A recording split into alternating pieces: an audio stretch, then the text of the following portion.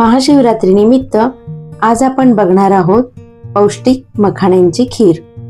कमीत कमी कॅलरीज असणारे आणि भरपूर फायबर्स आणि प्रोटीन युक्त अशी खीर बनवायला सुरू करूयात। यासाठी मी घेतलेला आहे 1 चमचा तूप। तुपावर हे 1 बाउल मी मखाणे घातलेले आहेत आणि हे मखाणे अगदी छान क्रिस्पी होईपर्यंत परतून घेऊयात। मखाणे परतताना आपल्याला गॅस अगदी कमी ठेवायचा आहे। हे पहा छान कुरकुरीत झाले की आता एका प्लेटमध्ये काढून घेतलेले आहेत। याच पॅन मध्ये आवडतील ते ड्रायफ्रुट्स घालून तुपावर ड्रायफ्रुट छान परतवून घ्या। मी काजू, बदाम, काळे मनुके आणि अक्रोड वापरलेले आहे। मखाणे थोडे थंड झाले की याबरोबरच ड्रायफ्रुट्स घालून घेऊयात आणि मिक्सरच्या भांड्यामधून हे छान आपल्याला बारीक करून घ्यायचं आहे। आता बारीक गॅसवर याच पॅन मध्ये दूध गरम करून घेऊयात।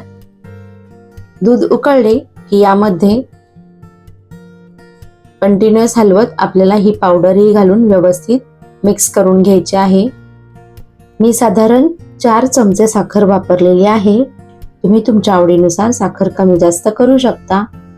थोडेसे उरलेले मखाणे आणि ड्रायफ्रुट्स परत यामध्ये घालून घेऊयात।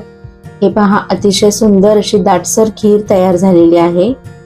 अगदी झटपट तयार होणारी या पद्धतीची खीर तुम्ही देखील नक्की ट्राय करून बघा।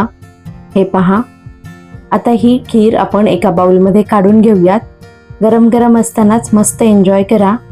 त्याचबरोबर ही खीर थंड झाल्यानंतर यामध्ये वेगवेगळ्या प्रकारचे फ्रुट्स वापरूनही ही खीर आपण मस्त एन्जॉय करू शकतो आणि या पद्धतीची उपवासाला चालणारी खीर तुम्ही कधीही ट्राय करू शकता।